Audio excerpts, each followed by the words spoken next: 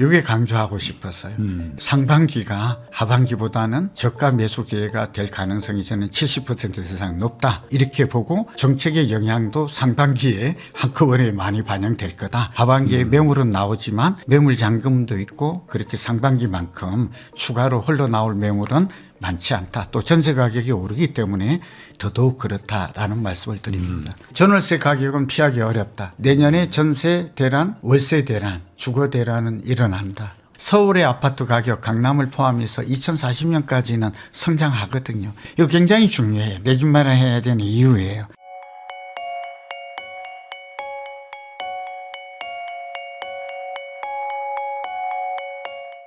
안녕하세요. 부익남TV의 부익남입니다. 오늘은 한국자산관리연구원장님이시자 금융위 금융발전심의위원이시죠. 고종환 원장님 모시고 부동산 시장에 대해서 한번 이야기 나눠보도록 하겠습니다. 원장님 안녕하세요. 네, 반갑습니다. 오랜만에 뵙죠? 네. 근데 이게 요즘에 부동산 시장이 또 계속 뭐 이게 정책도 많이 나오고 그리고 예고되는 것들도 막 많다 보니까 특히 또 이제 양도세 중과 배제 물건 가지고 지금 사야 되나 말아야 되나 뭐 이게 좀 혼란스럽습니다. 그래서 이제 원장님이 오늘 좀 오셔가지고 어느 정도 좀 이제 가름을 좀 타주시면 좋겠다 싶어가지고 제가 모셨는데. 제가 오늘 속 시원한 대답이 되도록 좀 최선을 다하겠습니다. 한번 끝까지 들어주시면 아마 여러 이제 무주택자 또 1주택자 지금 다주택자 모두가 다 고민에 빠진 상황이거든요. 제가 볼 때는 좀 속 시원한 좀 해결책 솔루션을 드리도록 하겠습니다. 알겠습니다. 그러면은 우선 가장 지금 마음이 급하신 분들은 어쨌든 무주택자이신데 이분들이 5월 9일 전까지 급매물이 좀 나와서 그걸 사야겠다라고 마음을 먹으셨었다가도 또 이제 뭐 생각보다 갔더니 뭐 좋은 매물이 없다. 그런데 또 이제 이번에 대통령이 이제 언급을 해주신 게 한 달 정도는 좀 여유를 주겠다. 네. 그래서 이걸 좀 기다려도 되나? 뭐 이런 복잡스러운 마음인 것 같아요. 원장님 그렇죠. 워낙 오랫동안 지금 이쪽 시장을 봐오셨으니까 가장 궁금해하시는 건 그거거든요. 그러니까 5월 9일 이후에 양도세 이제 중과가 다시 시작되면 매물이 줄어들고 뭐 그럼 가격이 뭐 오르는 거냐, 뭐 유지가 되는 거냐 이게 제일 궁금해요. 그렇죠. 어떻게 보십니까? 촌철살인처럼 날카로운 질문인데요. 뭐 궁극적이죠. 우선 무주택자는 올 상반기에 집을 사는 전략이 바람직해 보입니다. 이제 그 이유가 좀 중요하죠. 결론을 먼저 말씀드렸고 딱 5월 9일이다 이런 거는 큰 의미는 없는 것 같아요. 왜냐하면 대통령께서도 이제 하반기에 매물 잠김 현상이 혹시 생기면 그것까지 지금 대책을 뭐 7월에 이제 예를 들면 뭐 세제 개편이라고 그래서 특히 그 보유세를 중심으로 한 세금이 강화될 여지가 좀 남아 있거든요. 그러니까 그 영향력이 단순히 5월 9일 종료되는 양도세 중과 유예 조치 종료 이것만 봐서는 안 되고 또 대통령께서는 과거에 이제 노무현 정부나 문재인 정부 시즌 2를 싫어해요. 알고 계세요. 그러니까 그러기 때문에 추가적인 대책이 뭐 계속해서 나올 수가 있어서 저희 얘기는 5월 9일이라는 게 이제 상징적인 날처럼 되어 있지만 그 이후에도 이제 양도세뿐만 아니라 이제 보유세가 이제 좀 더 강화될 여지가 커져 있고 싱가포르의 뭐 세제 개편에서 많이 배웠다, 뭐 세제 개편에 반영하겠다 이런 얘기가 많잖아요. 이런 거 함께 본다면 상하반기로 나누면 저는 상저하고가 될 것이다. 집을 사야 되는 이유는 큰 흐름부터 정리를 해야 되죠. 그리고 이제 그 구체적인 그 이유를 이제 원인이라든가 요인을 설명할 수 있는데 저는 하반기보다는 상반기가 매물이 쏟아질 때 또 지금 여러 가지 구매 심리가 위축되어 있을 때 그리고 특히 다주택자들이 매물을 내놓을 때 지금 매물이 한 40%가량 증가했다고 그러거든요. 물론 성동구나 송파구처럼 외진 투자가 많았던 곳들은 매물 증가폭이 더 90% 정도로 높아요. 이 매물이 많다라는 것은 가격이 올라가기 어렵다는 것이고 아무리 봄 이사철이지만 소화가 적정하게 저는 될 걸로 보여져요. 거래량이 증가하고 있고 금매는 거래가 되니 이걸 연착륙이라 그러거든요. 그러니까 갱착륙에 빠질 정도로 가격이 한 20, 30% 급락하는 사태는 없을 것이다. 그럼에도 불구하고 상저하고 상반기가 싸게 살 수 있는 무주택자 입장에서는 기회가 될 것이다. 그렇게 이제 보는 것이죠. 그러면 이제 하반기는 어떻게 될 것인가? 6월이 지나면 이제 7, 8월은 또 비수기예요. 그러니까 넓게 보면 7, 8월까지 간다는 얘기고 그리고 또 비거주 1주택자 그다음에 주택임대 사업자마저도 지금 세금 압박, 대출 중단 이런 것들이 작용이 되면 5월 9일까지뿐만 아니라 이제 계속해서 하반기에도 매물은 나올 가능성이 많아요. 다만 이제 제가 볼 때는 뭐 이제 그 5월 9일 이전에 매물이 더 나올 가능성은 더 커졌죠. 여러 가지 이유가 겹쳐 있기 네. 때문에. 그래서 저는 상반기에 매물이 많을 때 매수 기회가 될 거고, 지금 시장 상황을 잠깐 말씀드리면 예전에 제가 부일남에 나와서도 그랬지만 우린 양극화 얘기를 많이 했잖아요. 그런데 이제 지금은 강남권, 강남, 서초, 송파, 그리고 우리가 이제 넓게 보면 강동 뭐 이런 지역까지 포함해서, 그다음에 한강벨트, 이제 마용, 성광, 동이죠. 이런 지역은 지금 현재 하락하고 있어요. 만약 하락하고는 있지 않지만 하락하고 있다. 그 대신 비강남, 비한강벨트가 이제 뜨고 있잖아요. 그게 이제 금광구 볼 수 있고 노동광이다 이렇게 볼 수가 있어서, 저의 의견은 지금 이제 시장의 흐름이 바뀌었다. 이제 양극화가 극대화되었다면 초양극화에서 이제 많이 올랐던 게 너무 자연스러운 거예요. 주식도 마찬가지고. 그러면 이제 중급지나 하급지, 그러니까 상급지는 주춤한 가운데 또 규제, 여러 가지 대출이나 뭐 다 아는 얘기입니다만 세금이나 거래 규제 이 세 가지거든요. 그 대신 그동안 덜 올랐던 이런 지역들이 키 맞추기 현상, 그래서 갭 메우기 현상, 그리고 이게 이제 수도권으로 보면 특히 경기도로 많이 옮겨갔어요. 수요가.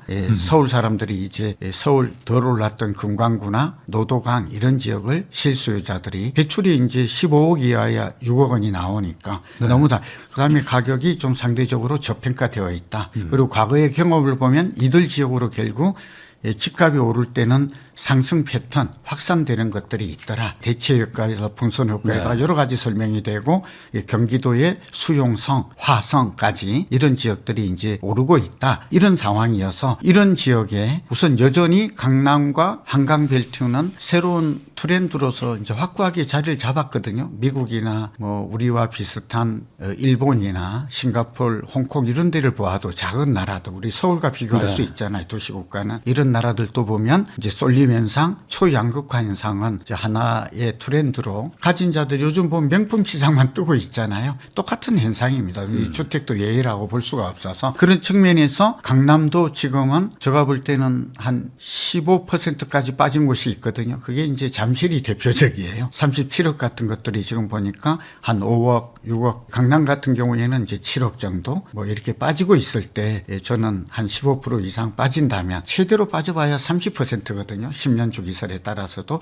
그러면 그런 정도의 급매물이나 경매, 뭐 NPL 이런 투자는 해도 된다. 그리고 급매가 없지만 금광구, 노도강, 외곽지역 덜 올랐던, 그다음에 수도권에 우리가 알고 있는 뭐 광명이나 하남이나 뭐 구리 이런 지역뿐만 아니라 수원, 용인, 성남, 또 화성 이런 지역까지 GTX 있는 곳 이런 지역들까지는 내 집 마련의 기회로 삼는데, 지금 질문하신 대로 상반기가 이게 강조하고 싶었어요.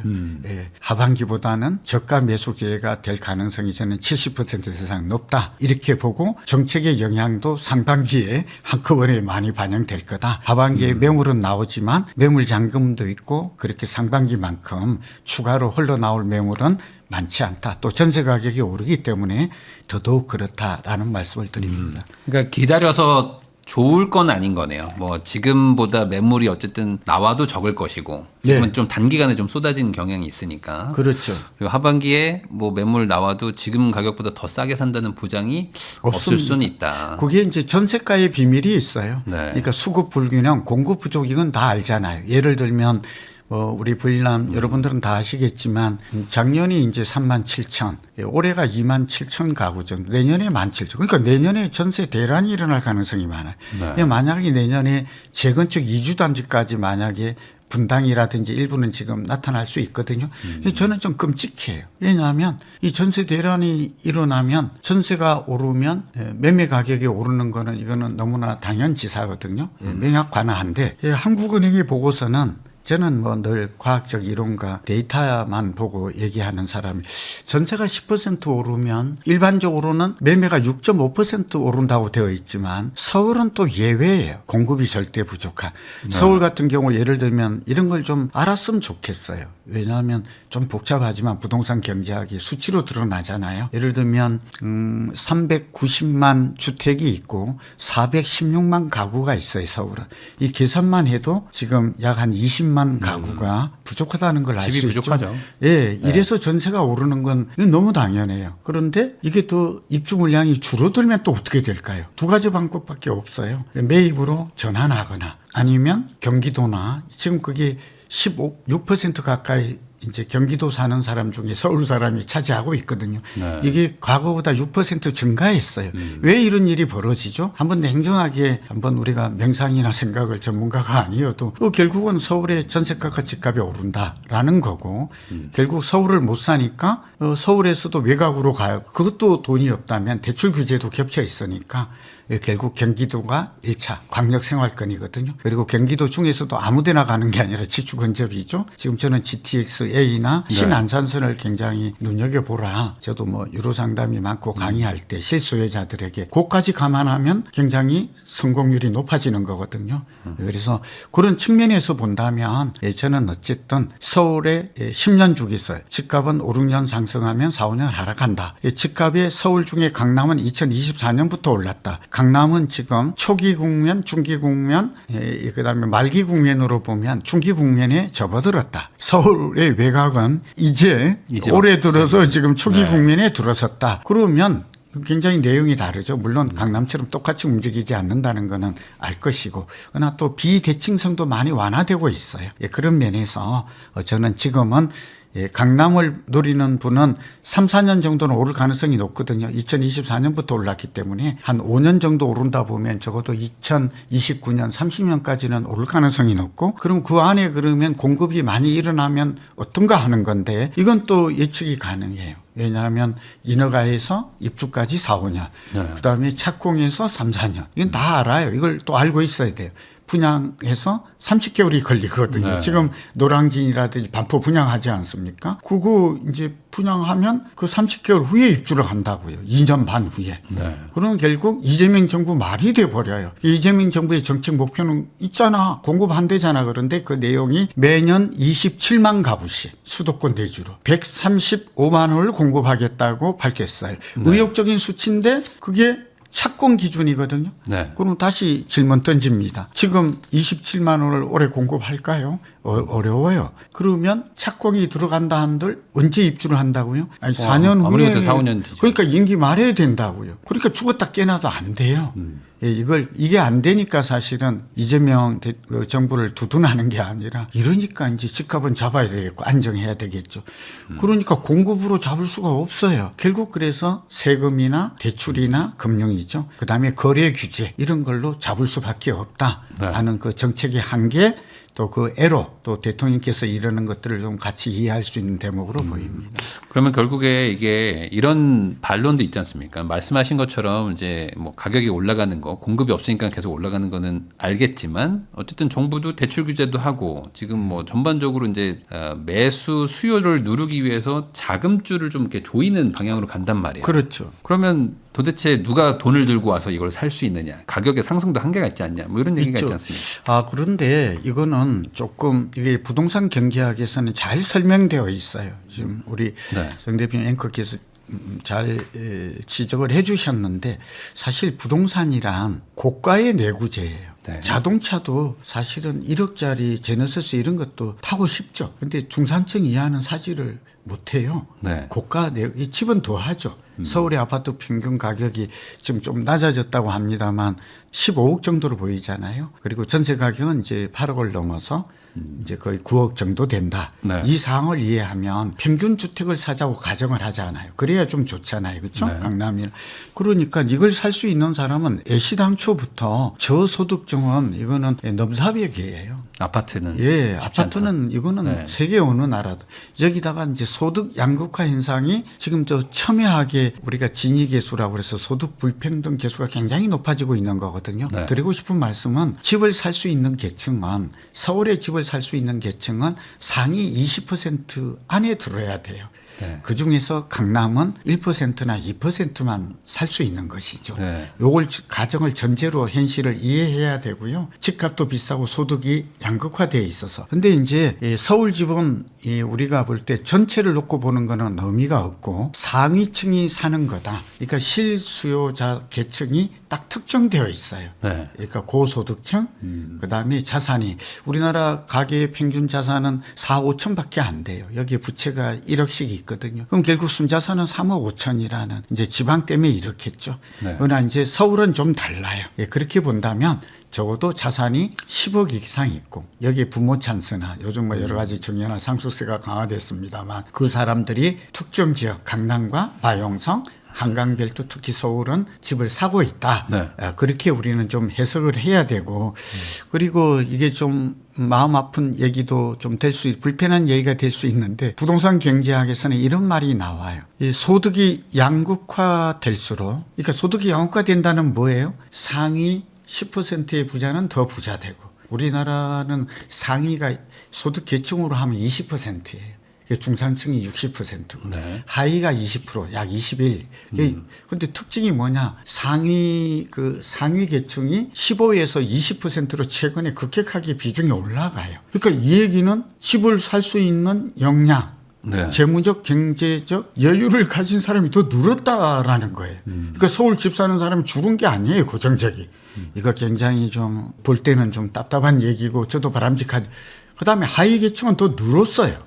당연히 중산층은 위로 가든지 아래로 떨어지는 네. 그 두 가지밖에 없거든요. 참 주택은 소득이 전체가 경제가 성장하지 않아도 상위 계층이 늘어난 양극화가 심화되는 순간 주택의 구매 수요는 증가해요. 서울은. 네. 참 독특하죠. 그 지방은 그렇지 않아요. 소득이 증가하지 않았는데 그럼 비싼 주택 이렇지가 않아요. 그래서 서울은 예외고 강남과 마용성, 한강벨트를 찾는 사람들은 지금 구매력이 경제가 안 좋은데 어떻게 오를까 이게 아니라 평균 소득이 중요한 게 아니라 오히려 구매 수요가 더 증가한다. 그리고 한 가지만 더 말씀드릴게요. 이게 불황이 올수록 명품 수요는 더 증가해요. 이게 베블렌 효과의 이론이에요. 네. 예, 그러니까 불황이 오는데 왜 명품이 백화점에서 잘 팔릴까요? 중산층이나 갖지 못한 자가 생각할 때는 이해가 안 되죠. 그런데 그게 그렇지가 않고 베블렌 효과는 결국은 체면. 당신들은 못 사지만 나는 살 수 있다. 네. 그리고 그게 또 결국 불황이라는 게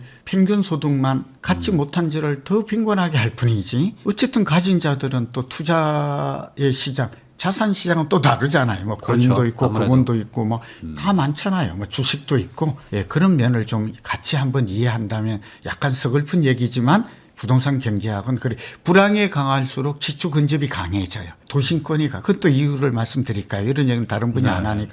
그 교과서에 잘 나오고 있어요. 그러니까 불황이 올수록 사람들은 돈이 없으니까 자꾸 외곽으로 갈 것 같죠. 그러니까 월세가 싼 지역으로. 그러겠죠. 네. 근데 그럴까요? 어떻게 아니다, 그렇게 보여? 오히려. 그런 사람도 있어요. 지금 네. 경기도로 밀려 나가는 사람은 자발적 이주가 아니죠. 그런데 사실은 아주 없는 사람들은 또 어떻게 되는가? 월세가 증가하는 이유는 아까 전세가 오르는 이유는 아까 입주가 적은 면도 있고 또 하나의 이유가 뭐냐 그러면 계약갱신 청구권이 늘어요. 네. 그렇죠. 이사비도 있고 이런 현상이 그런데다 요즘은 자기 집에 또 집주인이 들어가야 캡 투자가 안 되니까 그러니까 이런 것들이 지금 다 줄이고 있다. 내 집으로 지금 들어가야 돼요. 맞아요. 거주냐 네. 이러니까 온통이 지금 전세 매물을 줄이고 그러고 나서 돈 없는 사람은 전세가 또 오르니까 못 가니까 또 월세로 가고 이거는 다 우리가 아직 많은 내용이죠. 네. 그러니까 외곽으로 가는 수요가 줄어들면서 도심권에 빌라든 오피스든 직주 근접 현상은 더 강해져요. 왠지 알아요?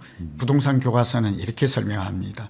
그거는 열등제, 비싸더라도 조금 가격이 돈이 없기 때문에 빌라로 가더라도 도심권에 가야 안 잘려요.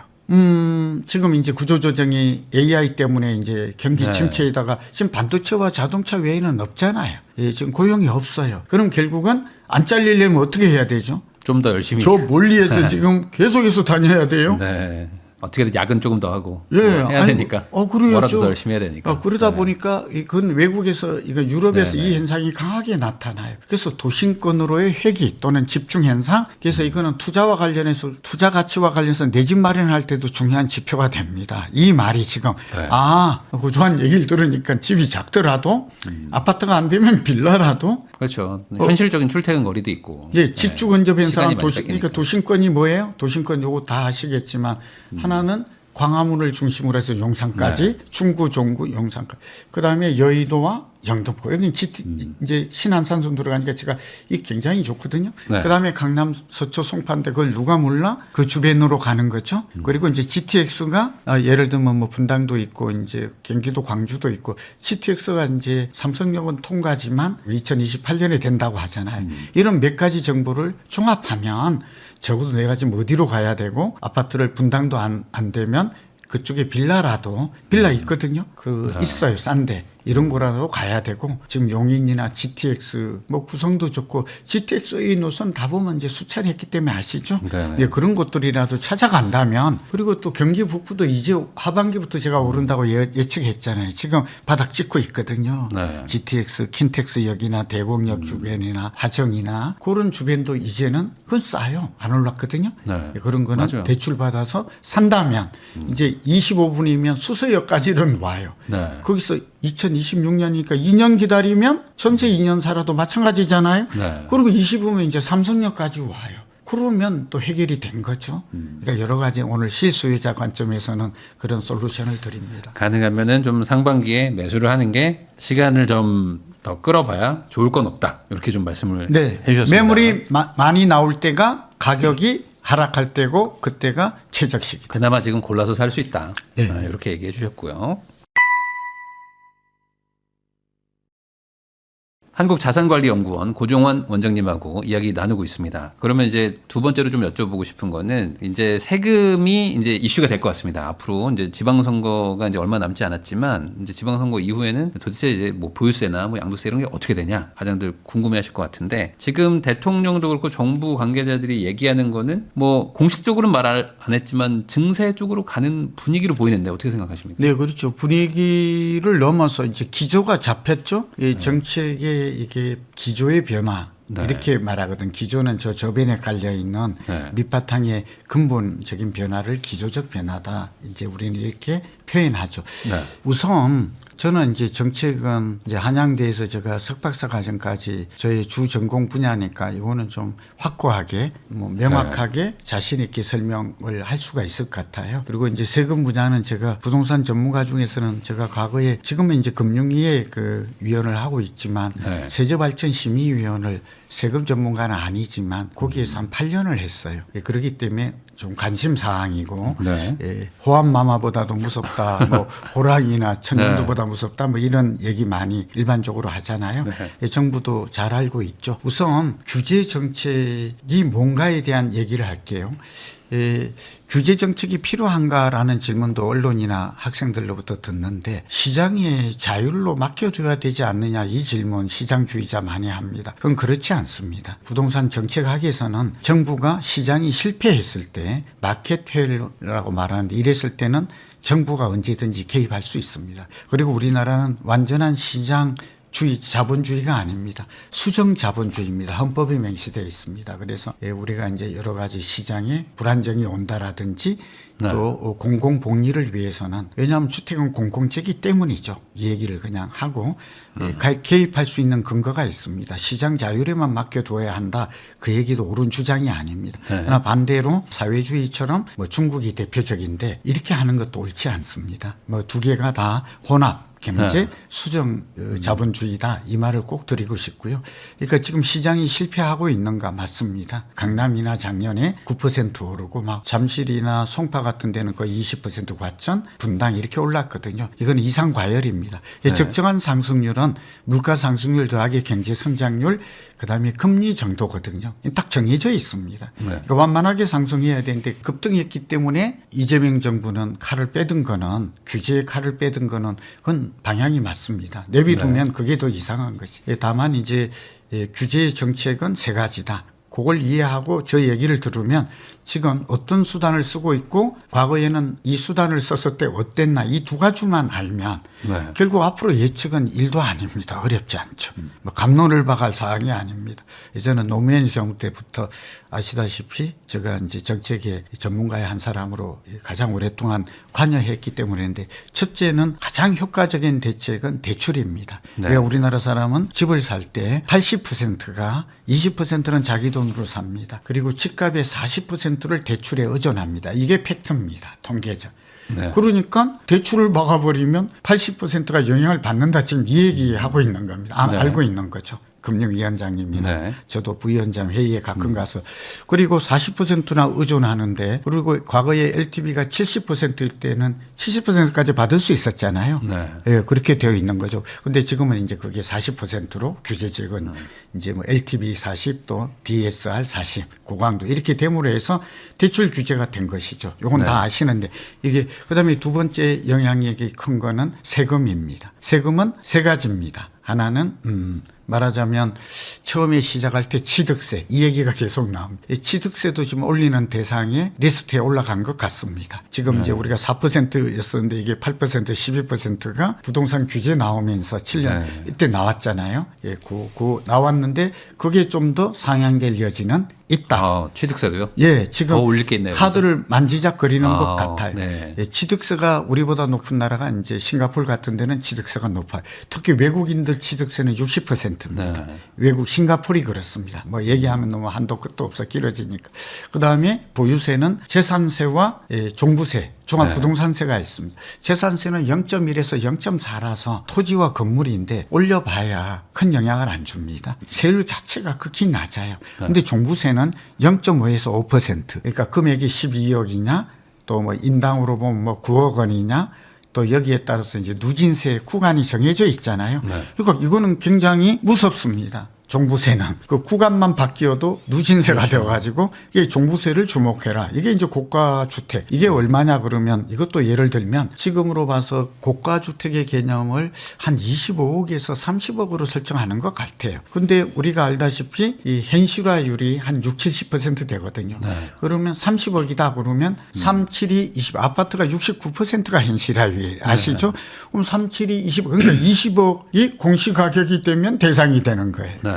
좀 이해가 되시죠? 여기다가 만약 공정 시장 가액 비율이 또 들어가서 할인율을 적용했는데 이걸 만약에 100%로 지금 80% 적용한다고 그러는데 100으로 가버리면 그러니까 80%로 하면 또 20억에서 80%뭐 60% 이게 60에서 80인데 쭉 낮아져서 뭐 12억 이렇게 과세 표준액이 낮아져서 네. 재산세와 종부세가 나오는 거거든요. 근데 그 할인율이 이제 없어지면 없어지면 그 과세 표준도 올라가지만 20억이 때문에 세율도 같이 올라간다. 예, 그리고 더 문제는 지금 공시가격과 공시가격 현실화를 검토하고 있거든요. 시세랑 비슷하게 가겠다. 그러면 이제 제가 볼 때는 30억짜리 아파트는 25억이 될 가능성이 많아요. 이건 제 추측입니다. 아니, 그리 될 겁니다. 그러면 30억짜리가 12억을 과세 표준으로 해서 보유세를 냈는데 재산세와 좀 이게 이제 25억으로 될 수도 뭐 있다. 25, 올해가 25 아니면 잡힐 수 점차 있죠. 그게 세제 개편안에 포함될 가능성이 많아요. 그러면 세금이 거의 3배네요. 예, 그 정도 늘어날 수도 있죠. 그래서 지금 이제 잔뜩 긴장을 하고 겁을 먹고 뭐 이런 것들이 이제 시그널을 주고 있잖아요. 예, 그러지 말고 소득 없는 사람은 이번에 팔아라. 특히 그게 하나의 세금 압박 수단으로 또 이재명 대통령이 전면에 나서는 게 뭐 말들이 많은데 저는 그렇게 할 수밖에 없는 지금까지 2번의 실패가 있었는데 또 실패하면 이거 안 되잖아요. 대통령 입장에서 그만큼 부동산 투기를 잡기 안정돼야 되는 정책 과제가 절실하다. 이렇게 보고 양도소득세예요. 마지막으로 세제와 관련해서. 양도소득세는 6에서 45%잖아요. 그런데 중과세율이 2주택자는 조정 대상 지구에서 20% 중과. 그다음에 3주택자는 30. 그러니까 결국 60에다가 이제 45에다가 20을 더하니까 65가 되겠죠. 그리고 75가 되겠죠. 3주택자는 조정 대상 지구에. 여기다가 이제 지방세까지 그게 82.5예요. 예. 근데 이것도 지금 장기 보유 특별 공제라고 혜택을 줬잖아요. 보유 10년, 거주 10년.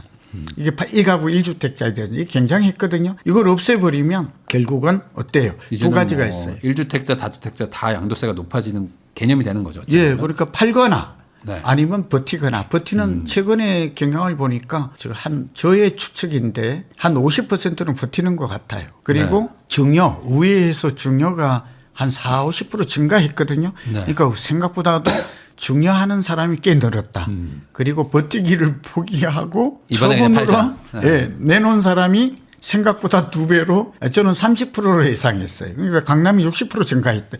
60%가 증가했더라니까요. 네. 그러니까 매물의 전체 60%가 나왔다 그 말이 아니고 저는 한 30% 나올 걸로 보는데 첫 번째 처분하려고 이번에 이제 좀 겁을 먹고 또 이참에 아예 소낙비는 피하자. 또 이재명 정책에 호응해서 파는 사람이 2배 가량 예상보다 늘었다. 네. 그다음에 생각보다 많게 아깝다. 자식에게 주고 가자.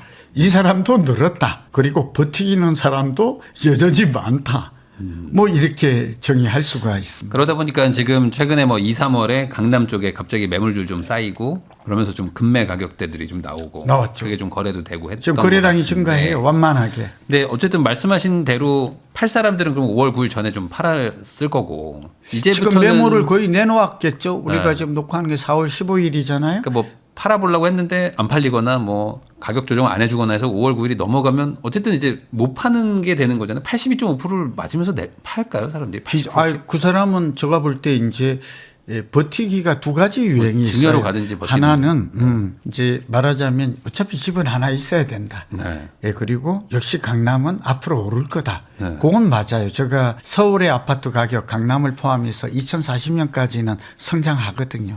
이건 저의 의견이 아니라 저는 도시공학자잖아요. 도시공학을 연구하는 이 논문을 일반인이 소개가 안 돼서 그런데 우리보다 20년 앞선 미국이나 유럽은 이 보고서가 많이 나와요. 네. 서울은 참고로 뉴욕이나 런던, 파리에서 20년 뒤져 있고요. 도쿄에는 한 10년 뒤져 있다. 이게 도시공학조약자들 객관적인 성장 진단이에요. 네. 이게 소위 말하면 성장하고 성숙하고 쇠퇴기에 접어드는 사이클이 80에서 100년인데 서울 같은 경우는 지금 현재 여전히 성장 사이클에 놓여 있고 뭐 성장 사이클 어렵지 않아요. 인구가 증가하냐 인구가 감소하지만 생활 인구는 증가하고 있는 거거든요. 네. 광화문이나 강남에 가면 10년 전보다 사람이 더 많이 다녀요. 주민등록상 인구는 뭐 용인이나 성남이나 수원으로 갔겠죠. 네. 비자발적이죠. 이게 좀 개념이 달라요. 행정 인구와 생활 인구가 좀 다르다 하는 게 그러니까 부동산을 공부를 좀 많이 해야 되죠. 그런 측면에서 보면 지금 2026년인데 15년 정도까지는 서울은 우리보다 앞선 도시의 흥망성쇠 네. 사이클을 보았을 때 그 도시가 굉장히 인프라가 증가하고 문화나 이러한 소위 자원 밀도가 증가하고 그렇게 일자리도 늘어나는데 부동산만 또 주식도 오르는데 그냥 부동산만 내려야 됩니다.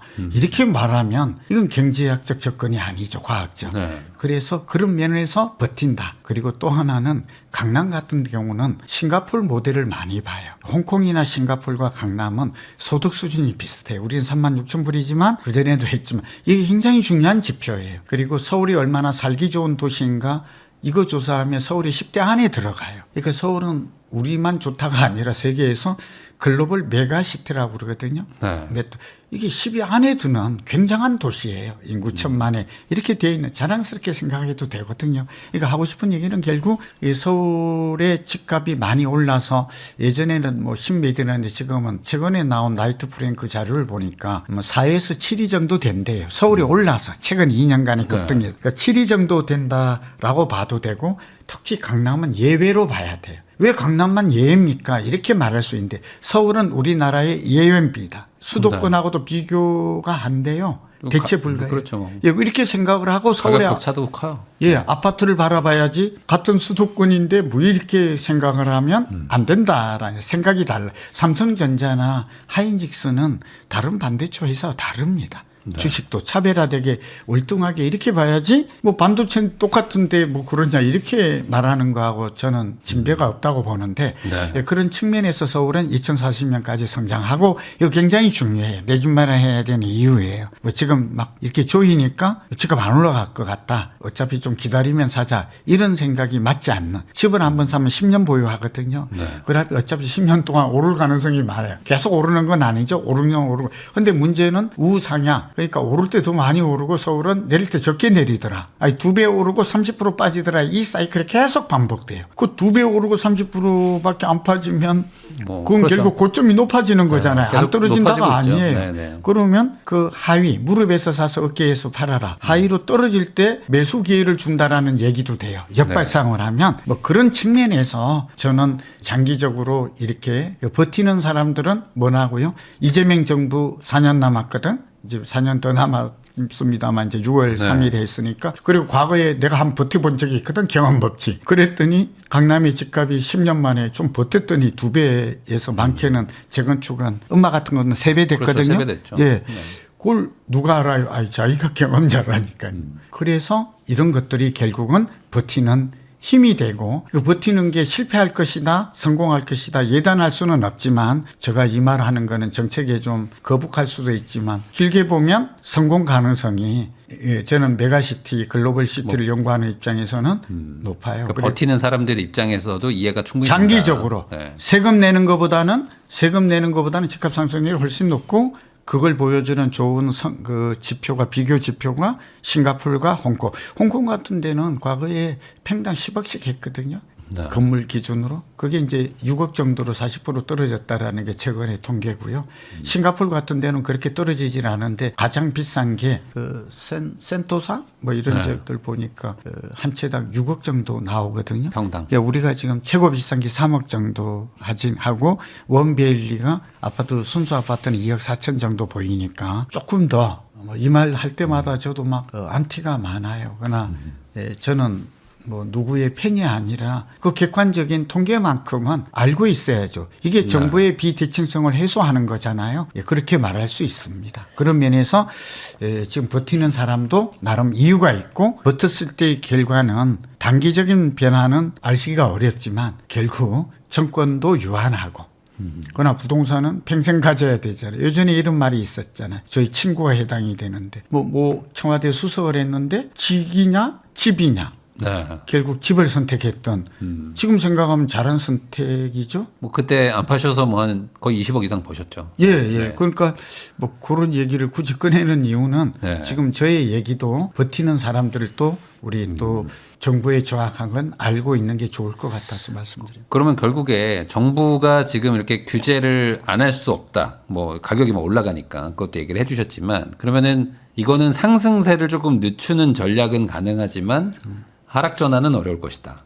그럼 하락은 결국에 이게 아니라 공급이나 이런 걸 통해서 그렇죠. 대안을 계속 줘야 되는데 또 한편에서는 아까 말씀하신 대로 이런 사실상 이제 거대 세계적 도시에 공급을 아무리 한다고 한들 그럼 공급을 해봐야 이게 의미가 있냐 이거죠. 이게 뭐 저수지에다가 공급을 조금 해도 또 계속 들어오기 때문에 어차피 의미가 없다 이렇게 말하는 분들도 있지 않습니까? 원발의 오줌 누기, 뭐 세 발의 피 그런 표현이 그런 좋은 거죠. 지적이시네요. 우선 중요한 게 정책은 대출과 세금 여기다가 이제 거래 규제 그러니까 말하자면 막 거주를 해야 된다든지 분양권 전매를 못하게 한다든지 실거주 의무. 뭐 청약을 할 때는 한번 재당청을 또 한다든지 뭐 이런 게 다 거래 규제에 해당. 이 세 가지 카드가 이 외에 없다는 거. 이 세 가지 카드를 다 쓸 거라는 거, 그 얘기를 지금 하고 있고, 과거 2006년과 2018년을 잘 볼 수가 있어요. 물론 이제 2018년 이후에 2020년에 코로나 팬데믹이 와서 그때는 또 어쩔 수 없이 돈을 풀었죠. 금리를 낮추고 유동성이. 그러니까 18년에 그냥 갑자기 많이 오르고,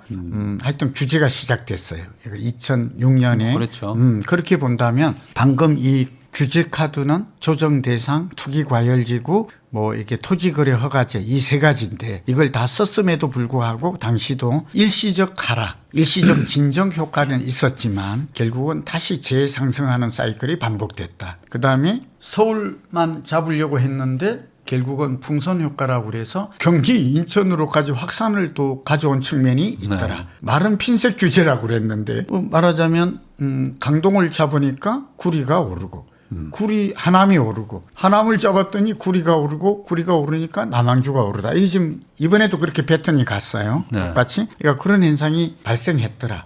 그러니까 지금 질문에 대한 답은 규제만으로 집값을 잡을 수도 없고 잡은 사례도 없다. 2번 실패했다. 그게 우리가 알고 있는 팩트예요. 그러면 공급을 한다고 해서 집값이 잡히냐? 이거에 대해서는 이제 그렇죠. 공급을 하면은 집값이 잡히죠. 두 가지. 그래서 이것도 지금 경제학에 생각보다 요즘은 이제 부동산 경제 우리나라에 이제 뭐 건국대뿐만 아니라 제가 본다면 한양대 부동산도 있고 다른 것도 이게 요즘은 이제 부동산 학과가 많아서 연구자가 이제 많이 공부자가 늘었어요. 그래서 이런 연구 논문 보고서가 생각보다 많이 나오거든요. 이 두 가지 효과가 있습니다. 근데 아파트는 이제 공급의 장기 시차성은 다 알잖아요. 지금 공급이라는 개념이 복잡해요. 후분양 제도가 됐으면 좋은데 그렇지가 않잖아요. 여전히 선분양이 대부분이거든요. 그러니까 이제 이게 공급은 입주 물량 기준으로 해야 돼. 자, 서울의 경우만 얘기를 듣게 수도권하고 서울 같은 경우는 아까 가구 수와 주택 수가 390만 주택과 416만 이렇게 되니까 약 한 26만의 차이가 발생하잖아요. 자, 매년 서울의 적정한 공급 물량은 4만으로 봐요. 근데 이걸 그대로 꾸준하게 4만 가구가 입주를 해야 되는데 그렇질 못했어요. 지금도 그렇고 과거에 문재인 정부 때도 그렇고. 그래서 저희 얘기는 공급을 하더라도 공급 물량을 얼마나 하느냐가 부족한 부분을 채워서 전세를 안정시키느냐가 중요해요.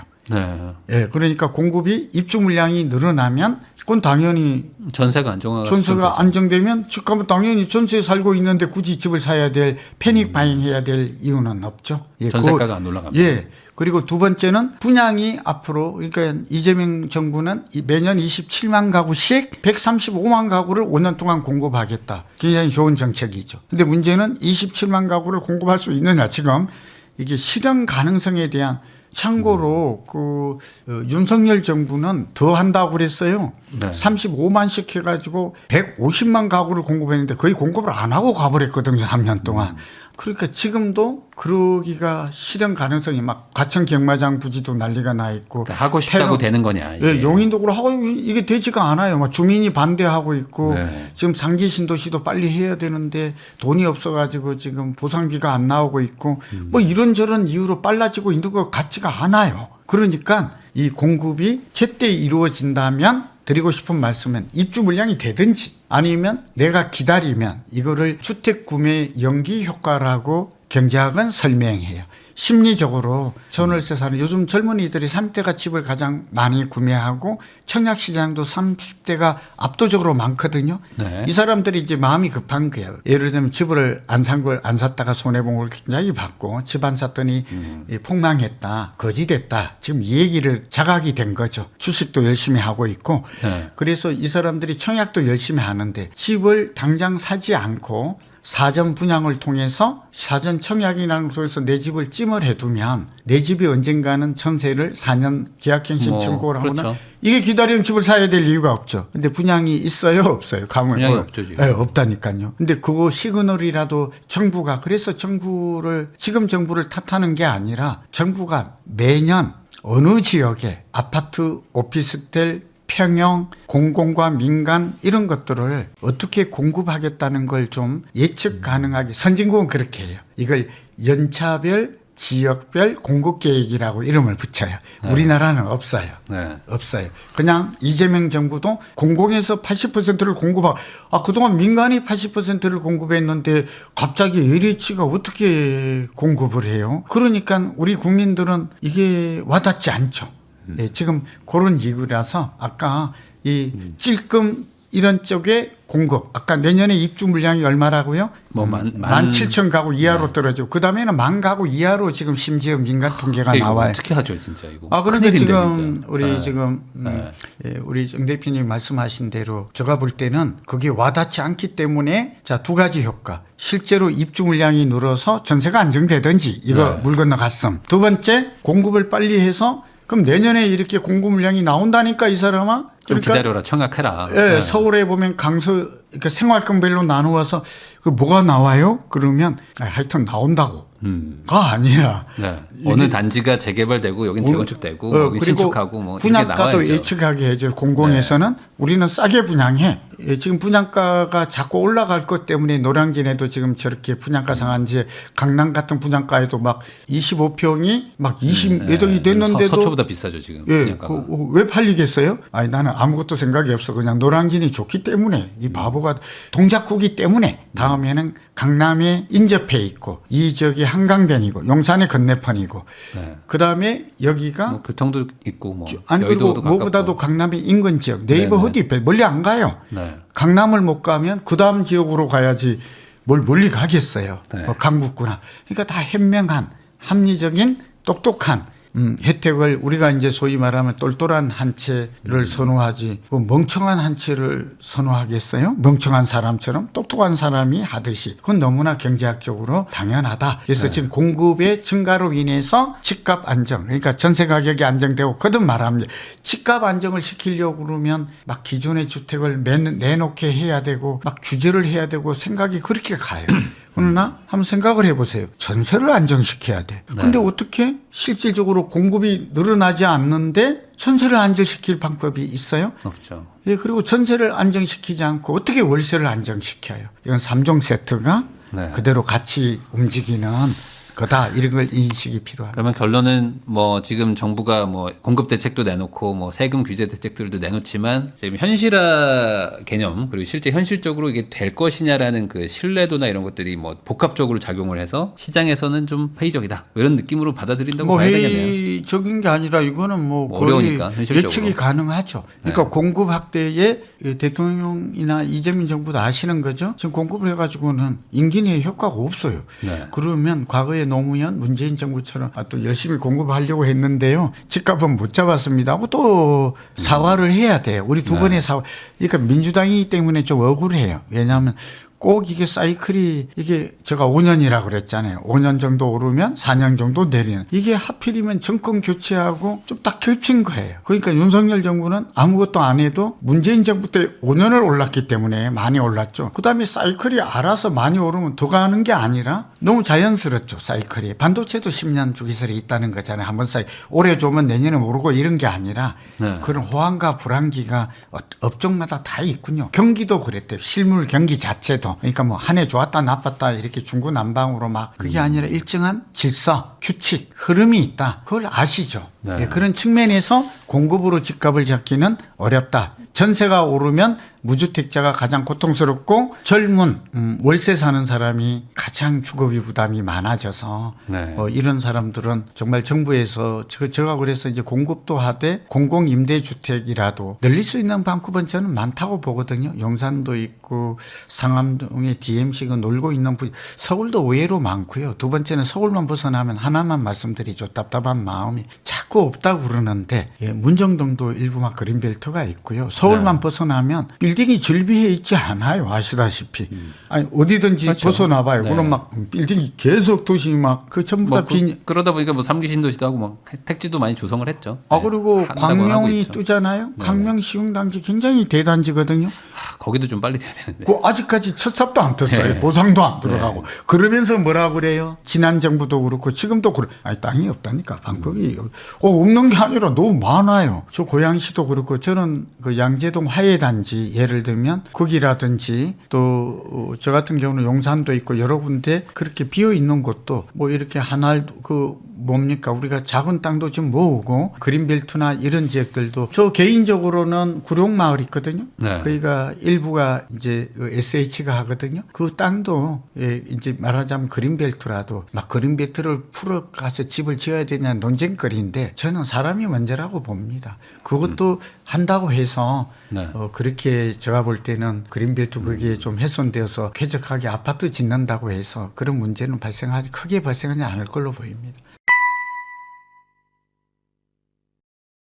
고종환 원장님하고 이야기 나누고 있습니다. 그러면은 지금 결국에 공급이 돼서 전월세 쪽을 안정시키면 그 수요가 매수 수요로 좀 전환이 덜 되니까 그러면서 이제 시장이 좀 안정되고 그렇죠. 공공임대를 하면 그 전세 그 자체도 안정될 것이죠. 그러다 보니까 대다수의 선진국들은 이제 임대료가 올라가냐 안 올라가냐 이걸 많이 컨트롤하려고 하지 이제 매매가에 대한 집중은 좀 안 하는 걸로 저는 알고 있거든요. 그러니까 자본주의 국가, 세계 공산주의 국가를 사회주의를 택하고 있는 게 중국이 중국이고 네. 베트남이고 뭐 북한이고 쿠바 몇 명 안 되죠. 몇 군데 안 되죠. 네. 네, 그러니까 대부분의 우리가 알고 우리도 이제 선진국이 들었잖아요. 우리가 이제 GDP로 보면 세계 13위 정도 돼요. 인당 GDP로 보면 한 34위, 5위 되거든요. 네. 그러니까 인당 GDP로 보면 우리는 선진국은 아니에요. 그런데 이제 뭐 유럽의 소국들이 너무 많으니까 많으니까 이제 그런 네. 거고 뭐 그렇죠. 네, 500에서 네, 800. 그래서 제가 늘 인구가 늘어난다고 해서 인당 GDP가 늘어나는 건 아니에요. 우리 지원율이 45%밖에 안 돼요. 네. 대학교도. 그러니까 지금 일자리가 늘어나지 않으면서 막 아이를 많이 놓는 정책 이게 저출산 때문에 경제가 이렇다 이런 말은 말이 안 돼요. 네. 예, 그러니까 이제 뭐. 하여튼 그거는 뭐 그렇다 네. 치고 외국 같은 경우에는 시장 자율, 시장의 법칙이라는 게 수요와 공급 곡선에 의해서 시장 가격이 결정된다. 그게 시장 원리의 핵심인 네. 거거든요.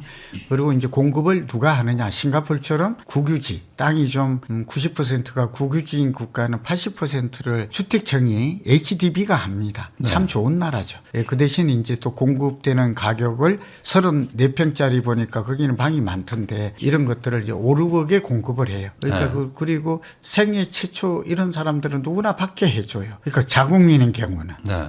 외국인은 주택을 사는 게 거의 금지되어 있고 샀을 때도 굉장히 세금적으로 손해가 많고 그 외국인이 국내에 거주하더라도 그 취득세가 50 내지 60%로 우리하고는 좀 다르죠. 그래서 지금 답은 뭐냐? 외국도 보니까 20% 정도가 빈곤층이에요. 그러니까 자력으로 집을 살 수가 없어요. 그러니까 네. 고령층도 있고 우리가 이제 뭐 장애 저소득층도 오라고죠. 있고. 이렇게 있고 여러 가지가 그런 이유가 많겠죠. 이런 사람에 대해서는 외국은 참 좋은 게 15% 정도 임대주택 물량을 평상시에 가지고 있어요. 그래서 우리나라만큼 이렇게 너무 힘들다 죽을 것 같다 얘기를 안 해요. 그리고 두 번째는 뉴욕 같은 데는 봤더니 많지는 않으니까 런던은 예를 들면 주거 바우처를 해서 월세 신고를 하면 우리처럼 세금을 깎아주는 제도가 아니라 보다 직접적이에요. 제가 그걸 계속 주장하거든요. 집주인에게 바로 통장으로 줘요. 그러니까 막 내가 월세를 내고 세금에서 또 막 이렇게 공제를 받고 세액 공제니 이 복잡한 절차가 그냥 굉장히 좋은 나라죠. 뭐라고요? 나 이번에 직접적으로 계약서 보여주면 네. 내가 내는 월세는 체감이 그렇게 적어요. 그래서 뭐라고요? 불만이? 네. 반은 또 나라가 내줘. 나를 위해서 하니까. 그리고 내가 세금 내는 거에서 내주니까 나도 좀 만족을 해요. 우린 좋은 정부 이런 걸 만난 적이 없죠? 지금 자꾸 막 이것만 좀 얼마 올려주고. 그러니까 이게 약해요. 보상이 좀 약해. 이래가지고 해결하고 있고 우리도 그렇게 가자 이 말인 거죠. 첫째, 우리도 지금 저층주택 이게 지금 오세훈 시장 얘기를 또 꺼내야 되는데 뭐 선거철이 돼서 잘했다 못했다가 아니라 모아주택 모아타운이 생각보다 가로주택 정비사업에 출발했는데 모아주택 이게 효과가 떨어졌어요. 네. 효과가 떨어진 이유가 있어요. 예, 그래서 뭐냐 그러면 초기에 또 투기가 불어든다든지 이분들에게는 이 PF라든지 금융이 제시되지 않고 그러니까 말하자면 A라 B라는 주택이 있는데 여기 다 지금 세입자가 있잖아요. 그러면 재건축을 하려고 그러면 세입자를 내보내야 되지 않아요. 근데 집주인이 그 돈을 지금 다 썼지 재투자하든지 그러지 그걸 통장에 그대로 다 가지고 있는 사람이 그리고 집을 살 때부터 세입자하고 그렇죠. 레버리지를 산 중에 많죠. 근데 이런 하나의 디테일이 없어요. 해결책이. 저는 해야 된다고 보거든요. 그래서 이제 그런 것도 종상향도 정부가 또 표준화된 설계도도 좀 제시하고 또 주민들이 또 인센티브를 주어서 올 수 있도록 해야 되는데 그냥 제도만 이렇게 바꾸고 인허가를 빨리 해주겠다 이런 거거든요. 제가 지금 비판하는 게 목적이 아닙니다. 네. 그래서 그렇게 해서 저는 그다음에 SH나 이런 것들도 생각보다도 저는 이제 서울의 외곽에 이런 것들을 해서 예를 들면 재건축할 때도 공공임대라든지 이런 것들을 좀 더 많이 넣고 층고를 좀 70층 하게 되면 큰일 나는 줄 알고 예외로 알고 있는데 초고층으로 지을 수 있거든요. 건축비가 좀 비싸도 건축비가 많아도 1,400이에요. 최근에 알아보니까. 그런데 아파트가 지금 한 채당 뭐 2억이다, 뭐 1억이다고 합시다. 그 중에 차지하는 게 뭐죠? 건축비가 1,400이라는 얘기입니다. 네. 그러니까 8,600만 원은 땅값인 것입니다. 네. 이제 그래서 이걸 잘 염두에 둔다면 얼마든지 공공임대를 늘리고 이런 것들을 좀 용적률도 좀 풀고 또 풀어야 돼요. 땅이 부족하니까 좀 위로 올리자. 이런 개념을 말씀하시는 거죠? 예, 그런데 선진국은 뭐 1,500억까지 올리고요. 그럼 난개발 문제를 꼭 제시하는데 서울은 정말 인프라가 잘 돼 있어요. 네. 그렇게 난개발 여지가 싱가포르나 홍콩처럼 그렇게 난개발 여지는 저는 적다고 봅니다. 사실 지금 총 면적 대비 용적률은 낮은 편이죠. 대도시에서 이렇게 낮은 나라가 별로 없잖아요. 싱가포르가 비교할까요? 싱가포르 면적이 더 넓어요.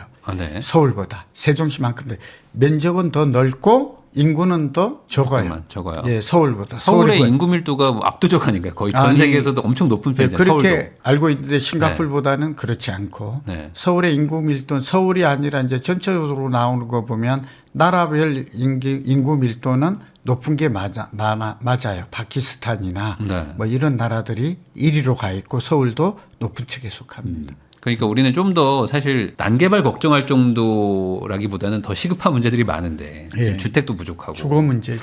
근데 이제 제가 이걸 여쭤본 이유는 결국에는 이게 구조적 문제라면은 전월세 쪽은 지금 해결책이 없는 건가요? 이거는 지금 전세 월세 상승은 피할 방법이 어렵죠. 없는 거잖아요. 막기가 어렵죠. 네. 그래서 전월세를 못 막으면 집값도 결국 못 막는다. 못 잡겠죠. 그러니까 이재명 정부가 막을 생각이 없거나 뭐 정책의 효과가 떨어지거나 이래서가 아니라 규제 정책의 한계죠. 그래서 여기 딱 하나 요즘 석유 얘기할게요. 석유가 원유가 부족해서 지금 석유 가격이 오르잖아요. 그런데 규제를 해요. 최고가 제도라든지 이게 우리의 지금 피부에 와닿겠네. 그러면 못 쓰게 뭐 1부제, 2부제도 하고 5부제도 하고 지금 잘하고 있죠. 그러면 이게 얼마나 지속될 수 있을까요? 뭐 임시조치겠죠. 임시조치. 그래서 어느 의식주 주택도 삶을 유지하기 위한 필수 재화여서 농산물도 마찬가지예요. 농산물이 떨어지면 쌀이 부족하면 쌀값은 폭등하게 돼 있습니다. 네. 지금 뭐 하루에 먹는 끼를 줄이거나 세 끼를 두 끼로 줄이거나 뭐 이렇게 말할 수 있겠죠.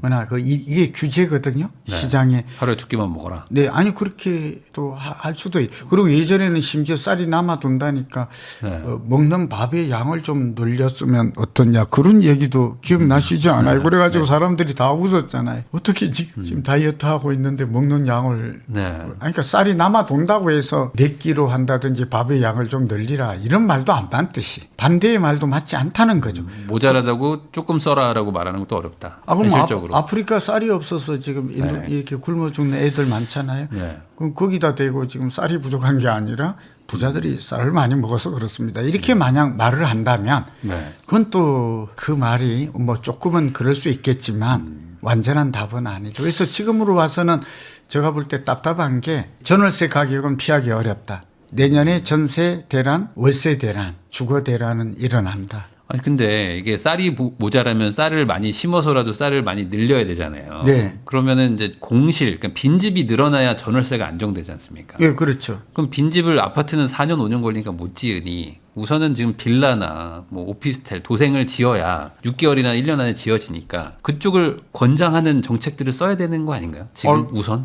저도 같은 생각이죠. 좋은 지적이에요. 그리고 서울 그게 안 나오잖아요, 지금. 뭐 제가 볼 때 서울만 벗어나면 지금 뭐 GTX 들어가는 마곡지구라든지 제가 이제 남양주 쪽을 가끔 진접지구라든지 서울만 벗어나면 또 고향에 소위 말하면 민간들이 논밭으로 가지고 있는 자투리 땅은 너무 많아요. 교통만 빨리 좀 해주든지. 예, 아까 구룡마을 같은 경우도 24만 평 정도의 그린벨트가 있거든요. 사유지죠. 그리고 분당을 가면 제가 더 답답한 게 임해역이라고 있어요. 그 건너편, 건너편은 아파트 재건축이 돼서 가격도 비싸.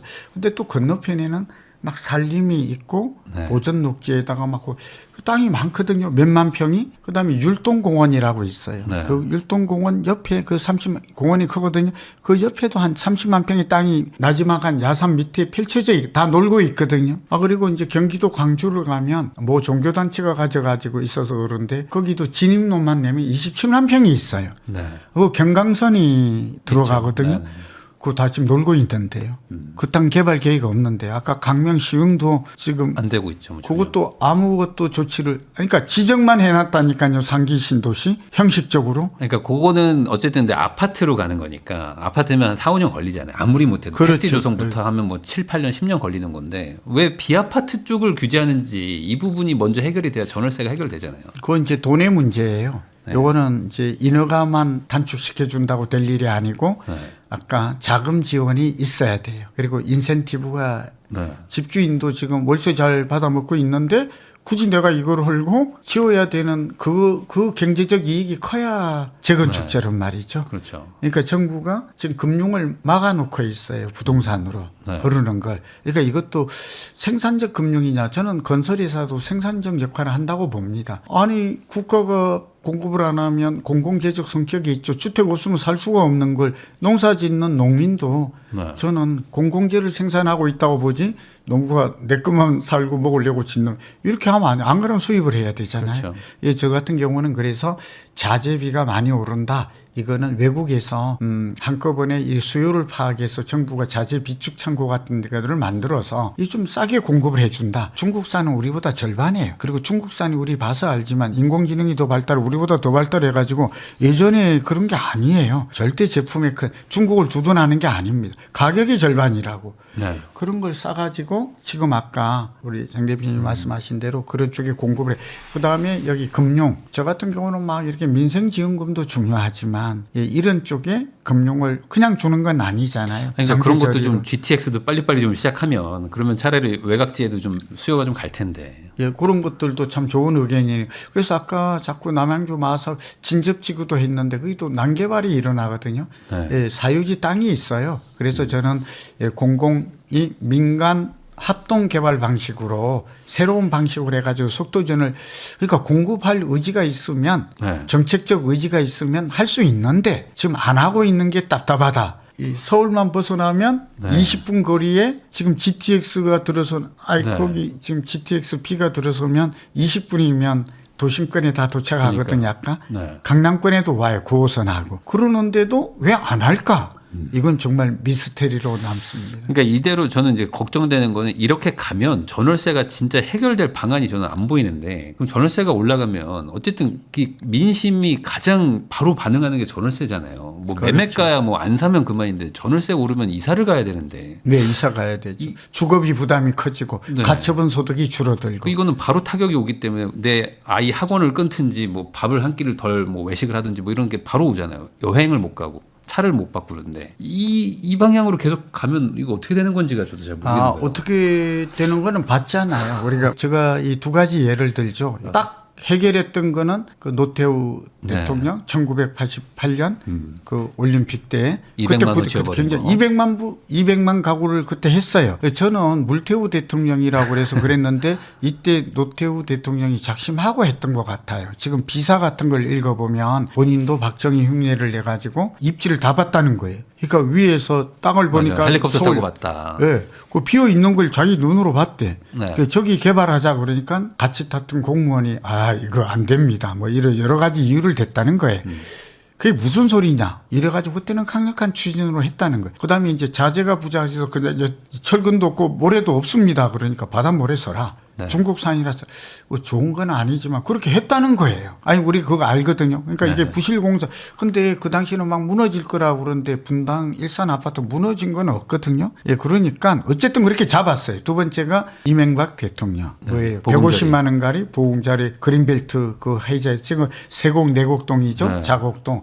그 당시에 무슨 일이 있었는가 반대 엄청 났어요. 제가 들었던 말 중에는 뭐 시민단체 얘기입니다만 이제 서울 시민들이 숨을 쉬면 허파가 다 망가지는 시대를 맞게 될 거다. 근데 지금 다 숨을 쉬고 다니잖아요. 예, 그래서 무슨 얘기냐면 공급만이 근본적이고 장기적인 해법이다. 지금 맞고 크고 작은 이런 것들을 하면 될 텐데 지금 정부도 다 나와 있는 뻔한 것만 했잖아요. 태릉, 뭐 서울 의료원, 뭐 경마장, 그다음 경마장. 이거 그 전에 다 했던 것들인데 그 외의 땅도 많더라.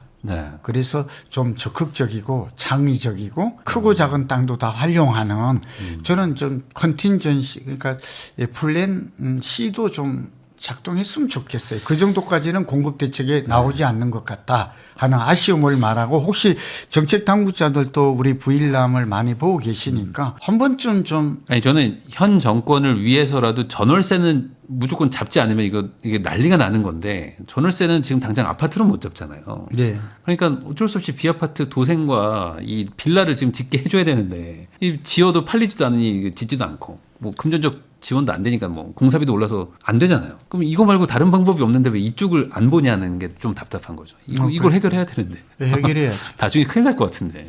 제가 볼 때는 뭐 시한부고 시한부, 네. 그러니까 전세대란, 주거대란 네. 이런 부분은 제가 볼 때는 거의 이제 그 시한부로 다가오는데 우선은 이제 지금 이재명 정부는 발등에 불을 끄자. 우선 강남을 1차 잡았고 네. 지금 그렇게 나오잖아요. 가격이 좀 그 얘기 많이 내려가면 하시더라고요. 일단 잡았고 다들. 이후에는 기존의 매물이 추가로 내놓게 하는 정책을 펜다면 예를 들면 주택임대사업자도 서울에 이제 12,000가구 정도 더 나오게 하고 네. 여기다가 이제 비거주 저처럼 노인들이 이 강남에 많거든요. 네. 이 사람들도 매물을 1주택자라도 팔게 하나. 매물을 내놓게 하면 네. 결국은 거래되는 매물이 많아서 집값은 잡을 수 있지 않겠는가. 그런데 그 매물이 한정돼 있다. 아까 네. 말씀드렸듯이 장기적으로 보면 버티는 사람도 있고 또 강남이 살아야 되는 뭐 이유가 있는 사람도 있죠. 그리고 과거의 경험을 보면 그 매물이 꾸준히 계속해서 나오기는 그러니까 절대적인 필요한 물량이 뭐라고 아까 소요량이 416만 주택이 나와야 주택 보급률이 100%가 되거든요. 근데 지금 390만 채만 있다라는 거잖아요. 이게. 네. 그러면 주택 보급률 지표만이 진실인 것이죠. 그리고 PIR 지표, 이것만 진실이에요. 네. 그러니까 이것만 이렇게 글로벌 비교해 보면 사람들이 주택은 주거 기능도 하고 이 투자 기능도 하죠. 자산 기능. 다 계산해서 복합적으로 하지 하나만 보고 하는 건 아니다.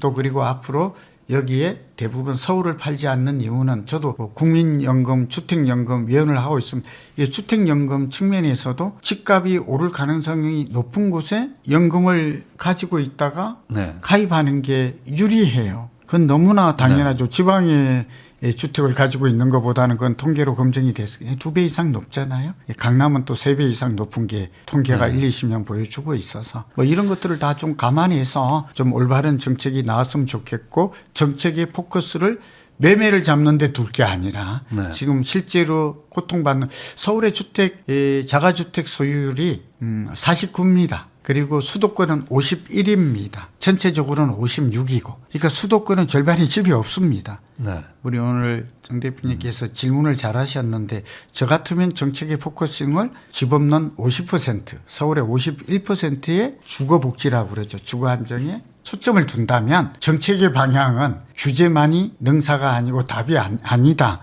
아까 생활 필수제는 뭐 석유나 농산물에 보듯이 식주 우리가 네. 옷이 많아서 이제 그 이해를 못 드지만 이거는 정말 근본 해결이 없으면 전월세 사는 게 목적이 아니고 어차피 집을 사야 돼요. 그거 꼭 투기하려고 사는 건 아니죠. 네. 뭐 그런 면을 좀 종합적으로 사람의 근본적인 본능과 욕구, 주거 욕구 이런 걸 좀 선진국은 그렇게 하고 있습니다. 자, 아까 근데 우리는 안 합니다. 그리고 우리는 약간 전월세보다는 매매가만 항상 보시는 것 같아요. 매매만 누르면 된다. 근데 매매를 누른다고 이게 전월세가 안정되는 것도 별개 얘기니까. 그렇죠.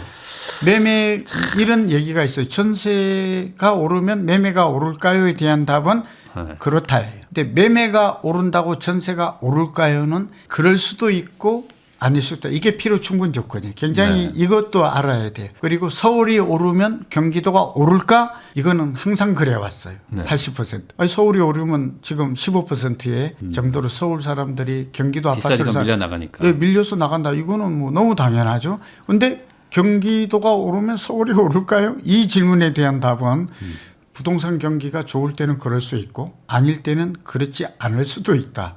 지금 이런 게 우리가 필요 총론에서 경제학에서 많이 다루는 네. 그런 연구 보고서가 많습니다. 그러면 이제 마지막으로 결국에는 이제 이게 구조적인 문제라는 거를 계속 얘기를 해주셨습니다. 그러니까 이게 정부가 의지를 갖고 있다, 뭐 정책을 한다, 안 한다를 떠나서 어쨌든 지금 과거에 공급이 없었고 그게 지금 부작용으로 나타나는 거라면 뭐 우리 시청자분들은 뭐 지금 뭐 정책 토론하자는 건 아니니까 결국에는 그러면은 돈 있으시면 뭐라도 하나 사고. 그럼 전월세를 살고 계신 분들은 어떻게든 돈에 맞춰서 좀 더 외곽으로 가더라도 뭐 사놔야 되나요? 아니, 해야 돼요. 지금 이제 크게 보면 우리가 광역 생활권이 그러니까 우리나라 평균 출퇴근은 1시간 정도라고 말씀드렸죠. 58분. 그러니까 평균 출퇴근 시간 범위 내까지는 옮길 각오를 해야 돼요. 무주택자가.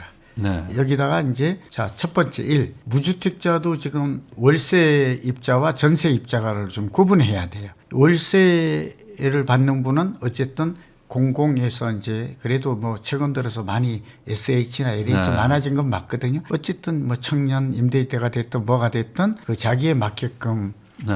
해야 되고요. 월세를 줄이고 반전세라도 이동하라. 월세가 낮은 곳으로 반전세. 이거는 요즘 뭐 정부의 비대칭성이 많이 사라졌기 때문에 LH 홈페이지나 SH 가면 잘 나와 있으니까 네. 거기에 좀 시간을 들여야 될 것 같고요. 두 번째는 전세에 살고 있는 사람은 이제 결단이 필요해요. 지금 6월까지가 1차적으로 6월 말까지가 지금 딱 그 시기죠. 딱 그러니까 조금 변곡점에 와 목돈이 있어요. 있는 분들. 네. 네. 이 사람은 반전세는 당연히 전세로 저 외곽으로 가더라도 줄여야 돼요. 소득은 증가하지 않기 때문이죠. 경제가 나아지지 않기 때문에.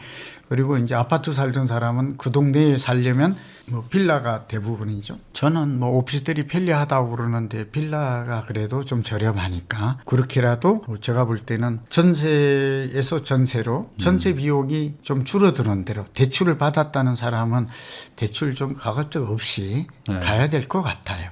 그것도 여러 가지 세분화돼요. 돈에 따라서 1억이 있냐 2억이 있냐 네. 뭐 3억이 있냐에 따라서 미리 좀 사이즈를 좀 줄여야 된다. 예, 네. 그래서 주거비가 좀 저렴한 곳으로 전세로 가는 게 월세보다는 15% 정도 주거비를 줄인다는 연구 보고서가 있어요.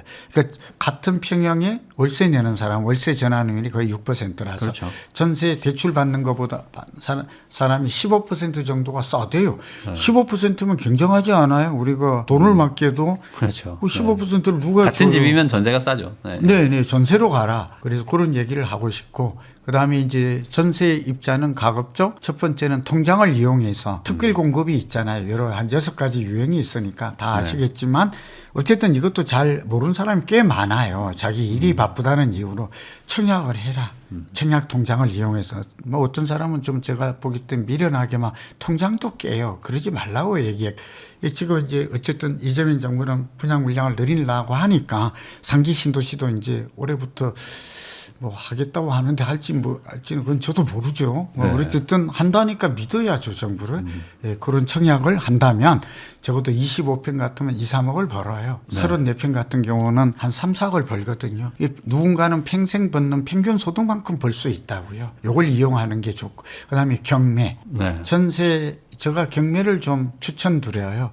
경매 같은 경우에는 그 빌라 같은 경우는 50% 이하에 많이 나오더라고요. 어제도 제가 들어가서 누가 제자가 와서 물어서 했더니 뭐 정말 좀 화곡동이나 이런 데 조금 주변 지역은 뭐 40%까지 낮아지거든요. 근데 전세가율이 그 60%예요. 그 전세보다 낮은 가격에 사는 거예요. 네. 근데 청약을 할 때는 1주택 이 빌라는 빠져요. 오피스텔하고. 네. 그러니까 그게 없다. 이런 정부의 좀 정책적인 이런 부분도 좀 그걸 살려야 사서 그냥 거주를 한다거나. 네. 뭐 그럴 수도 우선 있다. 그 살고 싶은 동네에 네네. 그거라도 아파트 전세 살면 좀 줄여서 빌라로 사는 거 그 정도는 몸테크 해야 돼요. 고통을. 그다음에 청약이 이루어지고 그다음에 이제 정말 좀 자금이 있다면 이건 지역 이동이에요. 내가 강남에 전세 살거든? 그러면 갈 곳이 많아요. 강남에 출퇴근이, 그게 이제 금강구잖아요. 대표적인 게. 예, 이제 그, 네, 뭐 노도강, 금강구 쪽으로. 광화문 같으면 뭐 서대문도 있고 하남구리 연신내도 있고 서대문도 있고 뭐 동대문도 있고 그 좋아지는 거 있죠. 청량리 좀. 그다음에 여의도다 그러면 영등포에 얼마나 많아요. 제가 신안산선 새로운데 자꾸 이제 독산 얘기했더니 거기는 안 간다고 그러는데 그 독산이라는 게 그 이름이 그래서 그랬지 대머리 산이라고 그래서 풍수지리적으로 나쁘지 않대요. 독수리산이군요. 예, 예. 그런 뜻이지 그게 가리봉 하니까 막 좀 이상하다. 그러니까 거기도 좋아질 건데. 저는 좋아진다고 봐요. 네. 예, 이런데도 그러니까 예.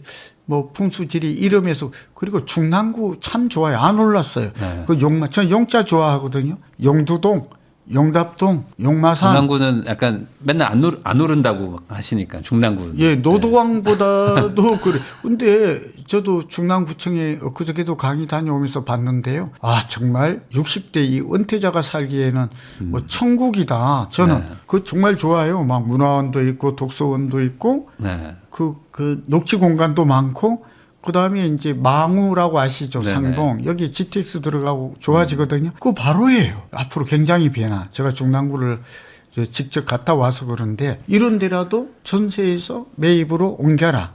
가급적 인서울에서 해라. 네. 또 이제 인서울이 안 되면 아까 GTX 경기도 효과가 쪽으로. 있는 경기도나 인천 정도도 내 집을 하는 게 올해는 우리가 저는 인생 과제, 인생 그 투자의 솔루션이다. 내 집은 인생 투자다.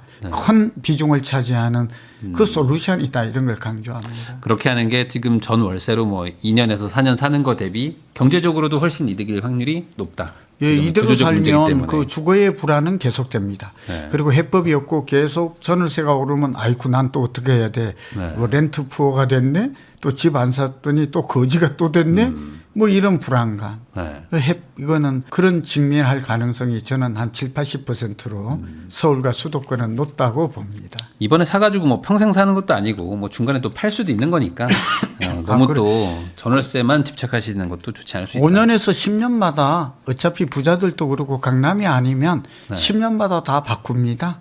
그리고 저는 5년마다 갈아타기를 권하죠. 사이클이 그러니까. 그래서 이렇게 5년 오르면 내릴 때 한 30% 내리더라고요. 네. 그러면 이제 이게 잘할 수 있을지 모르겠는데 저는 할 수 있는데 꼭지에서 오를 만큼 올랐다 뭐 그걸 알 수 있어요, 신호를. 네. 아까 사이클도 있고 여러 가지 지표가 이걸 나타내거든요.